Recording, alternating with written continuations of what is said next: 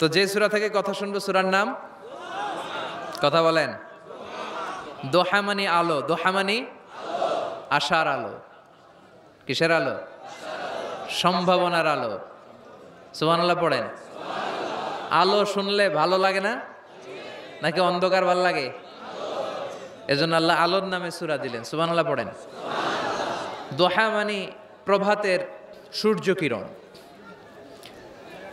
সকালবেলার যে সূর্যের কিরণটা আলো গোটা পৃথিবীকে আলোকিত করে দেয়, এটার নাম আদ-দোহা। এটার নাম আদ-দোহা। এই সূরাতুদ দোহা এটা একটা মোটিভেশনাল সূরা। কি সূরা? ইন্সপাইরেশনাল সূরা। কোরআনে কয়েকটা মোটিভেশনাল সূরা আছে, এর মধ্যে অন্যতম হচ্ছে সূরাতুদ দোহা। এটা পড়লে, এটা শিখলে, এটা জানলে আপনি ইউ উইল বি মোটিভেটেড, আপনি আরো উৎসাহিত হবেন, আপনি আশা ফিরে পাবেন। সুবহানাল্লাহ পড়েন।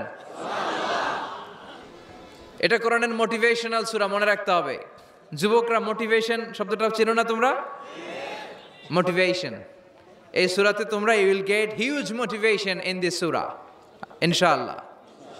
অনেক মোটিভেশন পাওয়া যাবে, কারণ এটা আলোর পথ দেখায়। কিসের পথ? দোহা মানে আশার আলো, ঠিক কি না? বিশ্বনবীকে আল্লাহ আলোর সাথে তুলনা করেছেন, বলেছেন বিশ্বনবী হচ্ছে নূর। সুবহানাল্লাহ পড়েন। এই কিতাবকে আল্লাহ, কোরআনকে আলোর সাথে তুলনা করেছেন। আল্লাহ বলেছেন এই কোরআন হচ্ছে নূর। আবার এই কোরআন অন্ধকার থেকে মানুষকে কোন দিকে নেয়? আলোর দিকে নেয়। আলিফ লাম রা কিতাবুন আনজালনাহু ইলাইকা লিতুখরিজান নাসা মিনাজ-যুলুমাতি ইলান নূর। ও Muhammad, my beloved last messenger, I've revealed this holy and sacred book unto you in order to lead the mankind out of darkness into the light. Light, Quran হচ্ছে একটা লাইট। আবার বিশ্বনবী বলছেন আল্লাহ আপনি আমার ডানে নূর দেন, আমার বায়ে নূর দেন, আমার সামনে নূর দেন, আমার পেছনে নূর দেন, আমার উপরে নূর দেন, আমার নিচে নূর দেন, আমার গোশতের ভিতরে নূর দেন, আমার হাড্ডির ভিতরে নূর দেন, আমার জন্য আপনি নূরের ব্যবস্থা করে দেন। নূর চাইতেন, আলো চাইতেন। আর কোরআন এমন কিতাব যেটা আপনাকে আলোর দিকে নিবে। সুবহানাল্লাহ পড়েন। সূরার নাম সবাই বলেন সূরাতুদ দোহা। আওয়াজ করে একসাথে বলতে হবে সূরাতুদ দোহা। আলোর সূরা, সম্ভাবনার সূরা। সুবহানাল্লাহ পড়েন। কি সুন্দর কথা, আশার আলো, সম্ভাবনার আলো। এই সূরার সেন্ট্রাল থিম বা সাবজেক্ট ম্যাটার, সেন্ট্রাল থিম, কেন্দ্রীয় আলোচ্য বিষয় হচ্ছে নিরাশ হবেন না, হতাশ হবেন না, হাল ছাড়বেন না, ভরসা রাখুন কার উপর? মনে থাকবে? এই সূরার সেন্ট্রাল থিম বা সাবজেক্ট ম্যাটার, কেন্দ্রীয় আলোচ্য বিষয় হচ্ছে নিরাশ হওয়া যাবে না, হতাশ হওয়া যাবে না, হাল ছেড়ে দেওয়া যাবে না, ভরসা রাখতে হবে কার উপর? এজন্য আল্লাহ আলোর কথা বলেছেন। সুবহানাল্লাহ পড়েন। এই সূরা নাজিলের একটা ব্যাকগ্রাউন্ড আছে, শুনবেন? কোন প্রেক্ষাপটে নাজিল হলো শুনবেন? এই সূরাটা হচ্ছে সূরাতুদ দোহা, হচ্ছে মাক্কি সূরা। কি সূরা? সবাই কোন? মাক্কি সূরা, এবং মাক্কি যুগের একেবারে শুরুর দিকে নাজিল হওয়া সূরা। বিশ্বনবীর কাছে কোরআনের শুরুর দিকে যে সমস্ত আয়াত নাজিল হয়েছে বিশ্বনবী প্রচার করেছেন, কারণ আল্লাহ বলেছেন বাল্লিগ মা উনজিলা ইলাইক, নবী আপনার কাছে আমি যা নাজিল করেছি প্রচার করে দেন, প্রচার করে দেন। তো যাই নাজিল হতো বিশ্বনবী প্রচার করে দিত। হঠাৎ করে কোরআন নাজিল হওয়া বন্ধ হয়ে গেল, আর নাজিল হয় না। বিশ্বনবী he started to miss the revelation, কোরআনকে খুব মিস করতে লাগলেন। কিরে, কি সুন্দর জিবরাইল আসতো কোরআন নিয়ে, ওহী নিয়ে, আসে না কেন? নাজিল হচ্ছে না কেন? এখন বিশ্বনবী কোরআন পেলে কোরআন প্রচার করত, কোরআনের আয়াতগুলো সবার সাথে শেয়ার করত। এখন নাজিলও হয় না, শেয়ারও করতে পারে, প্রচারও করতে পারে, প্রচার কার্যক্রম বন্ধ। কাফেরদের মধ্যে গুনগুন শুরু হয়ে গেল, মুহাম্মদ তোর রব তোরে ভুলে গেছে। নাউজুবিল্লাহ কইবেন না? তোমার রব তোমারে ভুলে গেছে, তোমার আল্লাহ তোমার উপর অসন্তুষ্ট হয়েছে। কোন বর্ণনায় এসেছে 15 দিন, কোন বর্ণনায় 1 মাস, কোন বর্ণনায় 3 মাস, কোনো বর্ণনায় 6 মাস ওহী নাজিল বন্ধ ছিল। বিশ্বনবী ওহীকে মিস করতে লাগলেন। ঘটনা কি? ওহী নাজিল হয় না কেন? আমি এখন কি প্রচার করব? বিশ্বনবী আর কিছুই প্রচার করতে পারছেন না, নাজিলও হয় না, উনিও প্রচার করতে পারেন না। কারণ বিশ্বনবী তো মন গড়া কিছু বলেন না। বলেন, ওয়ামা ইয়ানতিকু আনিল হাওয়া ইন হুয়া ইল্লা ওয়াহয়ুই ইউহা। আল্লাহর ওহী আসলে বিশ্বনবী বলে, তা না হলে বিশ্বনবী বলে। বিশ্বনবী যাই নাজিল হতো প্রচার করে দিতেন। যে আয়াত ওনার উপর অবতীর্ণ হতো মানুষের সাথে শেয়ার করে দিতেন। এখন আয়াত নাজিল হয় না, বিশ্বনবীও শেয়ার করতে পারে না। সাহাবারা বলল, বিশ্বনবী আয়াত নাজিল হয় না কেন? বিশ্বনবী বলে, আমি কিছু জানি না। কাফির মুশরিক মহলে গুনগুনানি শুরু হয়ে যায়। ঘটনা কি? মুহাম্মাদের রব মুহাম্মদ রে বুইল্লা গেছে। মুহাম্মাদের রব মুহাম্মদের ছাইরা দিছে। মুহাম্মদের আর পছন্দ করে না, এজন্য কোনো আয়াত নাজিল করে না। বিশ্বনবীর চাচি আবু লাহাবের স্ত্রী উম্মে জামিল বলল, মুহাম্মদ তোমার শয়তানটা বুঝি তোমার কাছে আসে না? এই শয়তান দ্বারা উদ্দেশ্য নিয়েছে জিবরাইল আলাইহিস সালামকে। নাউজুবিল্লাহ পড়েন। এবার বিশ্বনবী টেনশনে পড়ে গেলেন। ঘটনা কি রে? কি ভুল আমার হয়? কি অন্যায় আমি করলাম? কি ভুল আমার হচ্ছে? কি ত্রুটি আমার, যে কারণে আল্লাহ আমারে পছন্দ করে না? 3 মাস 6 মাস হয়ে যায়, আকাশ থেকে কোনো ওহী নাজিল হয় না। কি আমি করলাম?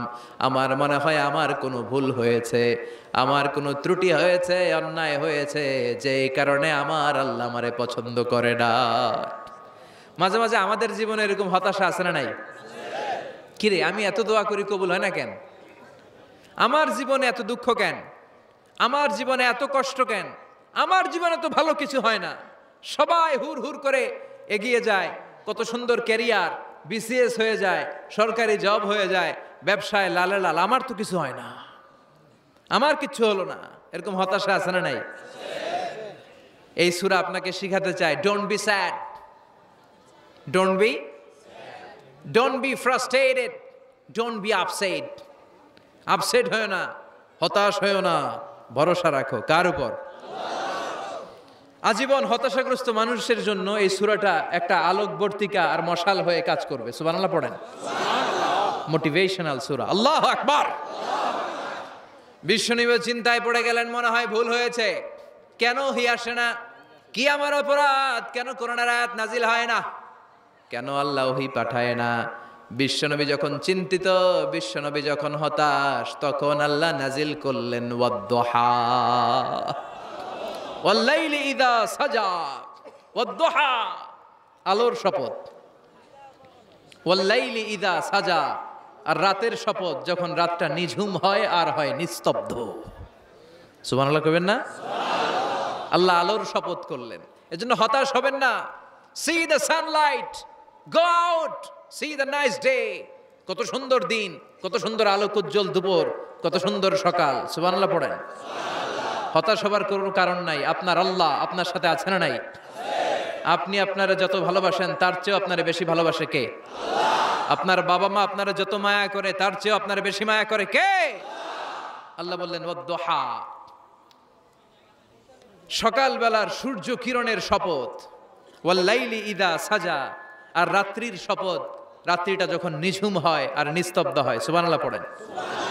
তাহলে আল্লাহ আলো আর অন্ধকারের শপথ বা কসম কাটলেন, ঠিক কিনা? আলো দ্বারা আল্লাহ তাআলা ওহীর আগমনকে বুঝিয়েছেন, আর অন্ধকার দ্বারা ওহীর অনুপস্থিতি বুঝিয়েছেন। সুবহানাল্লাহ। আল্লাহ বুঝাতে চাইলেন, নবী আমি আপনার উপর রাগ করি নাই, আমি আপনারে ভুলে যাই নাই, যেমনটা কাফির মুশরিকের বাচ্চারা বলে। আমি আপনারে ছেড়ে দেই নাই, আমি আপনার উপর অসন্তুষ্ট হই নাই। সব সময় যদি সূর্যের আলো থাকে, রাত্রে ঘুমাইতে পারবেন? ধরেন 365 দিনই খালি আলো আর আলো, খালি সূর্যের আলো, রাত আর নাই, ভাল লাগবে? আবার সব সময় রাত, সূর্যের আলো নাই, ভাল লাগবে? রাত দিন দুইটার দরকার আছে না নাই?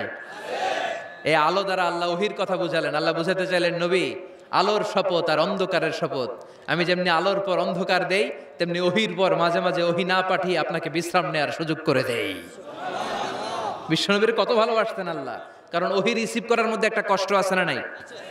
ও নবী, সব সময় যদি ওহী নাজিল হয়, আপনার স্নায়ু আপনার দেহ, আপনার মাংসপেশি এই ওহী রিসিভ করতে পারবে না, আপনার স্নায়ু এটা বরদাস্ত করতে পারবে না। ওহির একটা কিরণ আছে, সূর্যের যেমনি তেজ আছে, আলো আছে, ওহিরও কিরণ আছে। সব সময় এই কিরণ আকাশ থেকে আপনার গায়ে পড়লে আপনি সহ্য করতে পারবেন না। তেমনি আলোর পরে যেমনি আধারের দরকার, কিছুদিন ওহি আসার পরে ওহি বন্ধ থাকার দরকার আছে না নাই? সুবহানাল্লাহ পড়েন। বিশ্বনবীর আরামের জন্য আল্লাহ ওহি বন্ধ করে দিলেন। আল্লাহু আকবার। কারণ সব সময় ওহি আসাটা ভালো না। সব সময় হয়ে আসলে বিশ্বনবী সহ্য করতে পারতেন না। কারণ মা আয়েশা বলতেন, শীতের রাতে যখন বিশ্বনবীর উপর ওহি নাজিল হতো, ওহির প্রেসারে বিশ্বনবীর গলার দাড়ি দিয়ে ঘাম ঝরে ঝরে পড়তো। আমরা তো মাগনা কোরআন পাইছি, কোনো কষ্ট করা লাগে নাই, কোনো পরীক্ষা করা লাগে নাই। বিশ্বনবী যখন কোরআন রিসিভ করতেন, মিসলা সলসলাতিল জারাস, বুখারীর বর্ণনা, ঘন্টার ধ্বনির ন্যায় দপ্তরি যখন হাই স্কুলের ছুটি দেওয়ার জন্য ধামধাম করে ঘন্টা বাজায়, এর কাছে যে কান লাগিয়ে দাঁড়িয়ে থাকা যায়, যেরকম বিকট আওয়াজ হয় এরকম আওয়াজে ওহি আসতো। আর এই ওহি রিসিভ করতে যে মাঘ মাসের কনকনে শীতের রাতে বিশ্বনবী ঘেমে ঘেমে একাকার হয়ে যেতেন। আবার বিশ্বনবী যখন ওটের উপরে বসা অবস্থায় ওহি নাজিল হতো, ওহির ভাড়ে, ওহির চাপে, ওহির প্রেসারে, কোরআনের প্রেসারে ওটের বুকটা জামিনের মধ্যে লেগে যেত। আবার ঘোড়ার উপরে বসে থাকা অবস্থায় যখন কোরআনের আয়াত ওহি নাজিল হতো, ঘোড়ার পা গুলো মরুভূমির বালুর ভেতরে দেবে যেত। ওহি রিসিভ করতে বিশ্বনবীর কত কষ্ট হতো। যায়েদ রাদিয়াল্লাহু তাআলা আনহুর পায়ের মধ্যে মাথা রেখে বিশ্বনবী শুয়ে আছেন। 1 ঘন্টা 2 ঘন্টা শুইলেন, উনি ব্যথা পায় না। হঠাৎ বিশ্বনবী ঘুম থেকে জাগলেন, জাগার সাথে সাথে আকাশ থেকে কোরআনের আয়াত নাজিল হতে লাগলো। আর যায়েদ বলে, 2 ঘন্টায় আমার কিছু হয় না, কিন্তু যখনই আমার রানের মধ্যে মাথা রেখে বিশ্বনবী শুয়ে আছেন আর কোরআনের আয়াত নাজিল হতে লাগলো, আমার মনে হচ্ছে আমার রানটা ফেটে টুকরা টুকরা হয়ে যাবে, আমার হাড্ডি ফেটে খান খান হয়ে যাবে।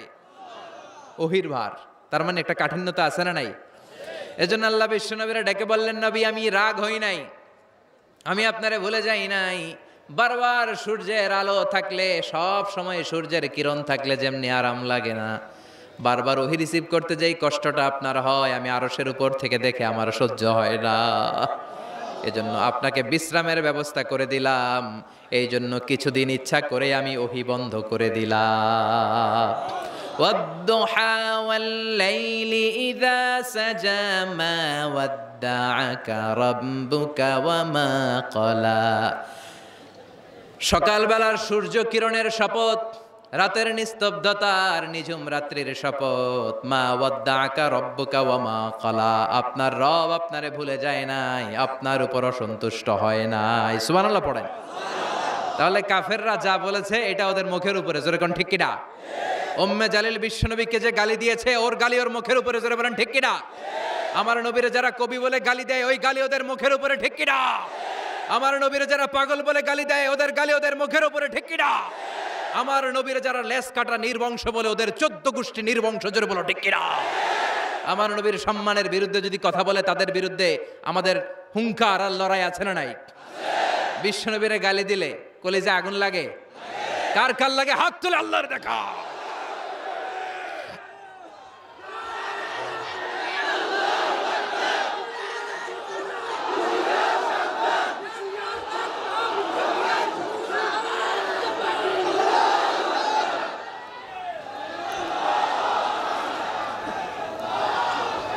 বিশ্বনবীর সম্মান, এটার কোনো তুলনা হয়? বিশ্বনবীর লাইফ নিয়ে কথা বলা অসাধারণ এক লাইফ, ওনার বায়োগ্রাফি, এটা অসম্ভব, এটা তলাবিহীন সাগরের মতো। বিশ্বনবী নিয়ে যদি কথা বলতে শুরু করে, এটা অনেকটা তলাবিহীন সাগরের মতো। এটা সাগর কিন্তু কি নাই? কথা কয় না, কি নাই? বিয়ন্ডলেস, বাউন্ডলেস, বটমলেস, ঠিক কিনা? As a father, as a husband, as a teacher, as a lawgiver, as a lawmaker, as a reformer of the society, as a messenger, as a commander, Muhammad is the superman of the world. গোটা বিশ্বের জন্য তিনি Superman হয়ে এসেছে। এজন্য আমার নবীরা যারা গালি দেয়, এগুলো পিতৃ পরিচয়হীন জারদ সন্তান। বিশ্বনবীর সম্মান নিয়ে উল্টাপাল্টা করলে এটা সহ্য করা হবে না, জোরে কোন ঠিক কিনা? তুমি আমারে গালি দাও, আমি মেনে নিব। আমার বাপেরে গালি দাও, মেনে নিব। আমার দলের গালি দিবি, মেনে নিব। কিন্তু আমার নবীরে গালি দিলে খবর আছে না নাই? আমার নবীর দিকে, আমার নবীর সম্মানের দিকে বা হাত তুললে ওই বা হাত কেমন করে ভেঙে দিতে হয় সেটাও আমাদের জানা আছে, জোরে কোন ঠিক কিনা? বিশ্ব নবীর সম্মান ইটস অ্যান আনপ্যারালাল ইস্যু। এই ইস্যুতে হেফাজত নাই, এই ইস্যুতে জামাত নাই, এই ইস্যুতে চরমনাই নাই, এই ইস্যুতে সরসিনা নাই, এই ইস্যুতে তাবলিগ নাই, আওয়ামী লীগ নাই, জামাত নাই। 17 কোটি মানুষ এক প্ল্যাটফর্মে দাঁড়িয়ে যায়, চিল্লায় বলেন ঠিক কিনা? কারণ এই নবীর সুপারিশ ছাড়া আমি আপনি জান্নাতে যেতে পারবো না, জোরে কোন ঠিক কিনা? এজন্য নবীর ভালোবাসা, নবীর প্রতি মাহাব্বত অন্তরে থাকার দরকার আছে না নাই? নবীর ভালোবাসলে গোটা বিশ্ব তার পায়ের সামনে এসে চুমু খাবে। আমরা এই নবীর ভালোবাসা চাই, আমরা এই নবীর শাফাত চাই, আমরা এই নবীর নেতৃত্বে জান্নাতে ঢুকতে চাই। এজন্য আল্লাহ বললেন, নবী মা ওয়াদ্দাআকা রাব্বুকা ওয়া মা ক্বালা, ভয় নাই, চিন্তা নাই, হতাশ হবেন না, নিরাশ হবেন না, আমার উপর ভরসা রাখেন। আপনার আল্লাহ আপনারে ভুলে যায় নাই, আপনার আল্লাহ আপনার উপর অসন্তুষ্ট হয় নাই। ও নবী আপনি জেনে রাখেন, আল আখিরাতু খায়রুল লাকা মিনাল উলা, দুনিয়ার বুকে অনেকে আপনারে গালি দিবে, দুনিয়ার বুকে আপনার অনেক বিপদ আসবে, দুনিয়াটা আসল নয়, আসল হলো আখিরাত। ওয়ালাল আখিরাতু খায়রুল লাকা মিনাল উলা, ও নবী আখিরাত এই দুনিয়ার চেয়ে আপনার জন্য শ্রেষ্ঠ। আরেক আয়াতে বললেন শ্রেষ্ঠ এবং স্থায়ী, বাল তুনসিরুনাল হায়াতাদ দুনিয়া ওয়াল আখিরাতু খায়রুন ওয়া আবকা। সুবহানাল্লাহ। এই দুনিয়াতে আজীবন থাকতে আসি নাই, আজীবন থাকবেন? কথা কন। এজন্য এতজনের ভয় পেয়ে লাভ কি? ভয় পাবো আমরা একজনের, চিল্লায় বলেন তিনি কে?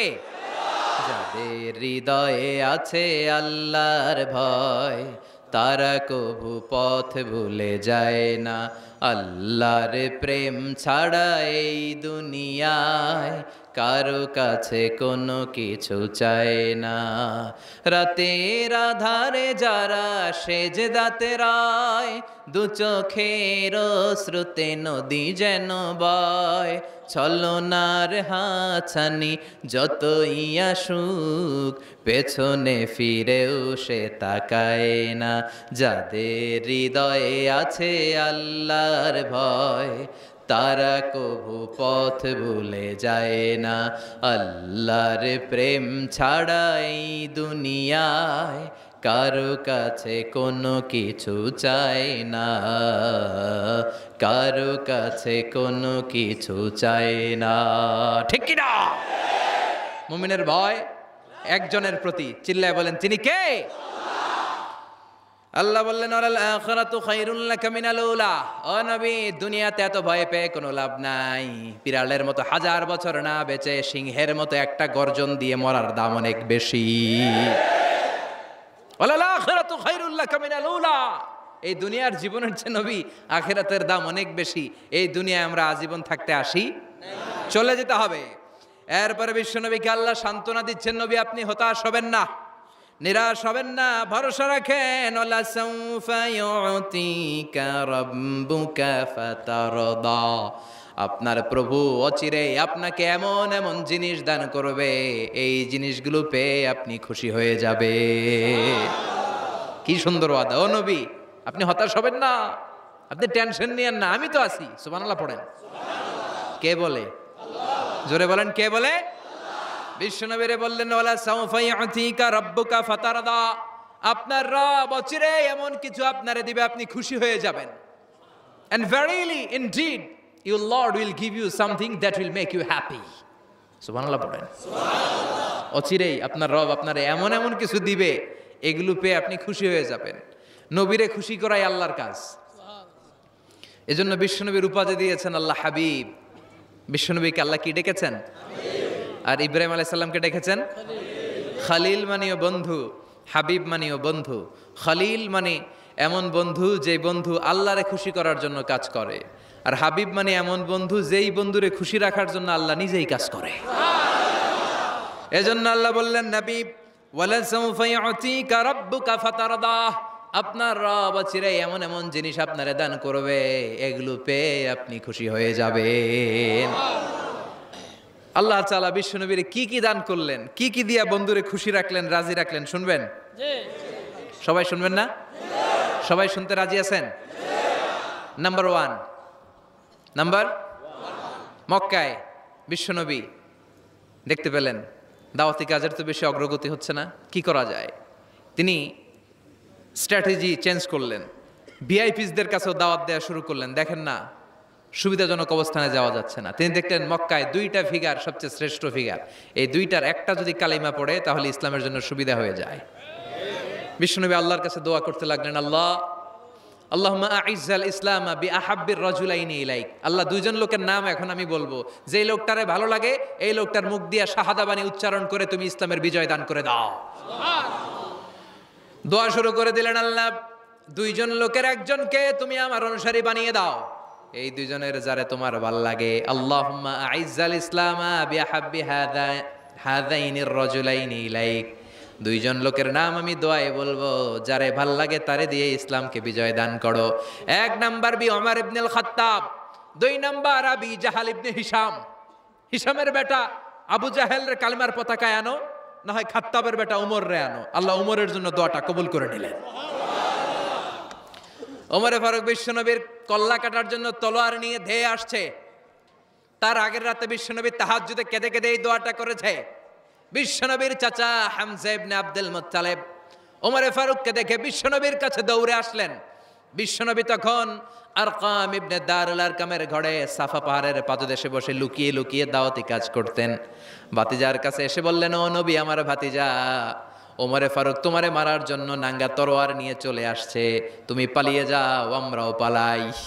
বিশ্বনবী বললেন, না চাচা, আপনি সরে যান, অন্যান্য সাহাবাদেরকেও সরে যেতে বলেন। আমার মনে হয় গত রাতে চোখের পানি ছেড়ে যেই দোয়াটা আমি আল্লাহর কাছে করেছি, কিছুক্ষণ পরেই দোয়াটা কবুল হতে চলেছে। ওমরে ফারুক আসলেন, তলোয়ারকে আছাড় মেরে বললেন, আশহাদু আন্নাকা রাসূলুল্লাহ, আশহাদু আল্লা ইলাহা ইল্লাল্লাহ ওয়া আন্নাকা মুহাম্মদ রাসূলুল্লাহ। ওমরে ফারুক এসে বললেন, নবী, আমি সাক্ষ্য দিলাম আল্লাহ ছাড়া কোনো ইলাহা নাই, আপনি ছাড়া কোনো রাসূল নাই। সুবহানাল্লাহ পড়েন। ফাতারদা, বিশ্বনবী খুশি হয়ে গেলেন। সুবহানাল্লাহ কইবেন না?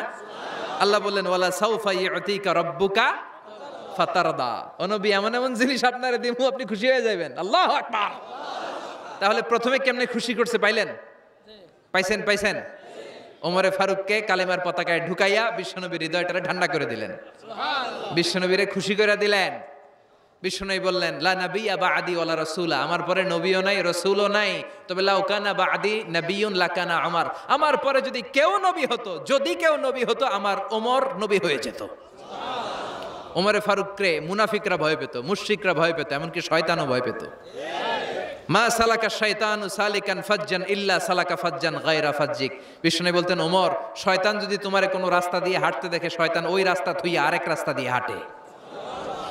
তার মানে বিশ্বনবীরে খুশি করার এক নাম্বার পদ্ধতি ওমরে ফারুককে কালিমে পড়ায় খুশি, ঠিক কিনা?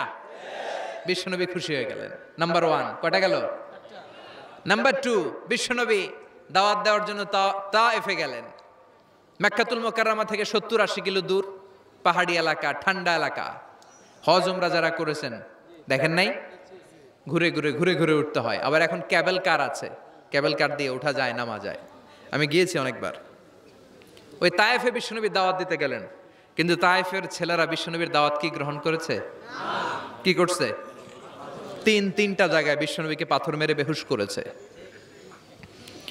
তিনটা জায়গায় বিশ্বনবী নিজের কোনো স্বার্থের জন্য যায় নাই, তায়েফের লোকরা যাতে জাহান্নামের আগুনে না জ্বলে ওদেরকে বাঁচানোর জন্য গিয়েছিলেন, ঠিক কিনা?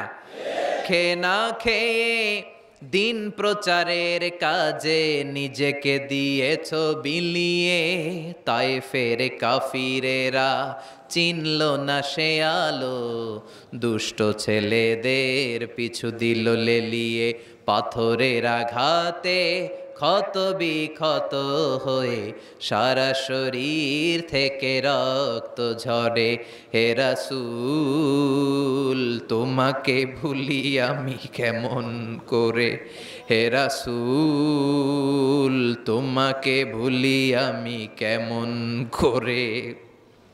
হাজার ব্যথা বেদনার পরে ফিরে আসনি তুমি আপন ঘরে, দিনের আলো তুমি ছড়িয়ে দিতে চলে গেলে মদিনায় মক্কা ছেড়ে, হে রাসূল তোমাকে ভুলি আমি কেমন করে, হে রাসূল তোমাকে ভুলি আমি কেমন করে। ঠিক কি না? তায়েফবাসীদেরকে বাঁচানোর জন্য বিশ্বনবী তায়েফে দাওয়াত দিতে গেলেন। পাথরের আঘাত খেলেন, বিশ্বনবীর দাওয়াতে তারা সাড়া দেয় নাই। বিশ্বনবীর মন খারাপ, ঠিক কিনা? মন খারাপ হয়ে বিশ্বনবী নাখলা নামক খেজুরের বাগানে ঢুকলেন। সারা গা দিয়ে ঝরঝর ঝরঝর করে রক্ত পড়েছে। বিশ্বনবীর সাহাবী যায়েদ বিন হারেসা কুয়া থেকে পানি এনে বিশ্বনবীর মোবারক দেহটা থেকে ধুয়ে ধুয়ে রক্ত পরিষ্কার করে দিচ্ছেন। বিশ্বনবী রাতে সেখানে ঘুমালেন, ফজরের সময় নামাজ পড়তে শুরু করে দিলেন। বিশ্বনবীর তেলাওয়াত শুনে একদল জিন অবাক হয়ে গেল। জিনেরা কয়, ইন্না সামি'না কুরআনান আজাবা ইয়াহদি ইলার রুশদি ফাআমান্না বি। সুবহানাল্লাহ। দাওয়াত দিতে আইছিল মানুষরে, দাওয়াত দিতে আসছিল কাদেরকে?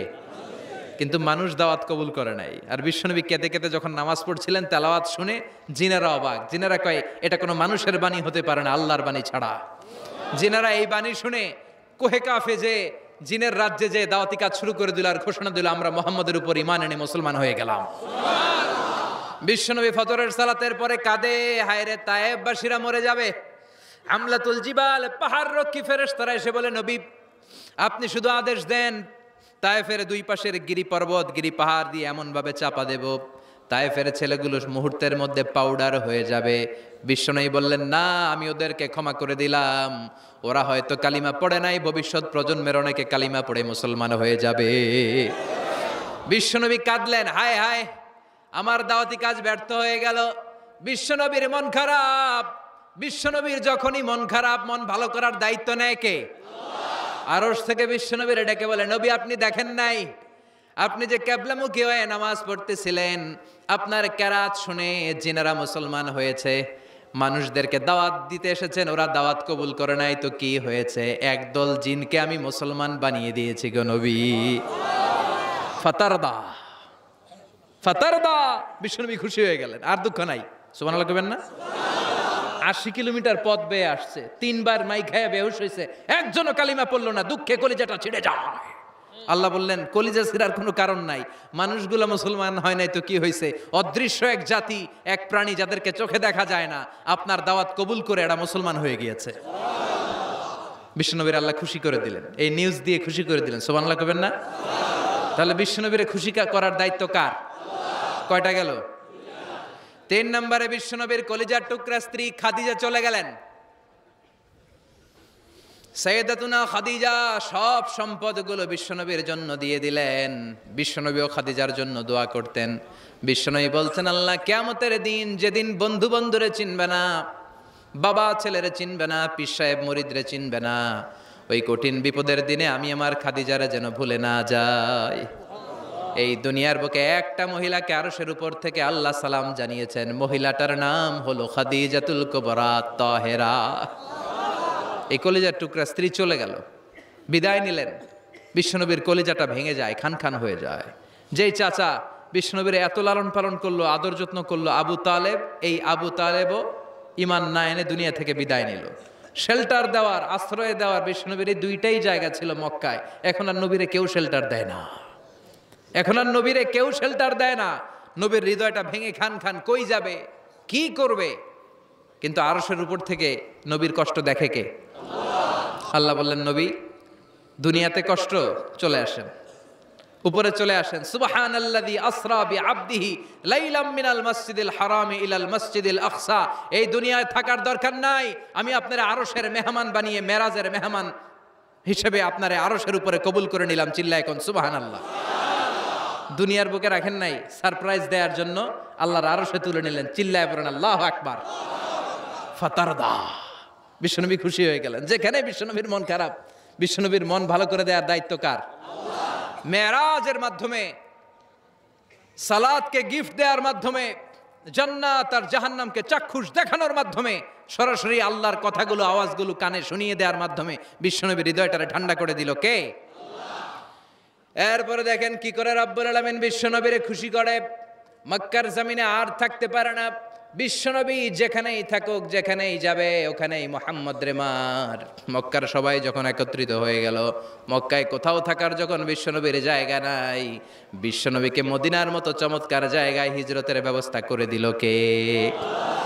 ফাতারদা ওয়ালা সাউফা ইউতিকা রাব্বুকা, অচিরেই আপনার রব এমন এমন সুব্যবস্থা করে দিবে, এমন এমন বিষয় আপনার জীবনে এনে দিবে, আপনার জীবনটা ঠান্ডা হয়ে যাবে, আপনি খুশি হয়ে যাবেন।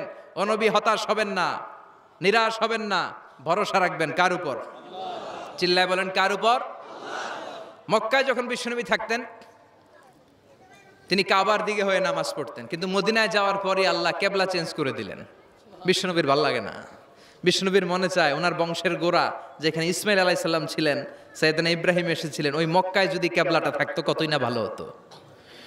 ইহুদিরা যে এদিকে নামাজ পড়ে, বিশ্বনবী ওই দিকে হয়ে নামাজ শুরু করলেন। কোন বর্ণনায় 16 মাস, কোন বর্ণনায় 17 মাস বিশ্বনবী নামাজ পড়ে, কিন্তু অন্তর ভালো লাগে না। قد نرى تقلب وجهك في السماء فلنولينك قبلة ترضاها فول وجهك شطر المسجد الحرام। আল্লাহ বললেন, নবী আমি বুঝি আপনি নামাজ পড়েন, আর নামাজের পরে আকাশের দিকে তাকান যে আমি কিছু কই কিনা। সুবহানাল্লাহ কয় না? আমি কেবলা পরিবর্তনের ব্যাপারে কোনো আয়াত পাঠাই কিনা। নবী, আপনার দরদ, আপনার কষ্ট আমি বুঝতে পেরেছি। 17 মাস আপনারে পরীক্ষা করলাম, আর না, আমার আর সহ্য হয় না। কালকে থেকে কাবার দিকে আপনার কেবলা পরিবর্তন করে নামাজ শুরু করে দেন গো নবী। ফাওয়াল্লি ওয়াজহাকা শাতরাল মসজিদিল হারাম, টু দ্য ডাইরেকশন অফ কিবলা। যেখানেই থাকেন না কেন, হাইসুমা কুনতুম ফাওয়াল্লু উজুহাকুম শাতরা, এখন থেকে যেখানেই থাকেন আর বাইতুল মুকাদ্দাসের দিকে নয়, কাবার দিকে মুখ ফিরিয়ে নামাজ পড়বেন। কবুল করে নিব কে?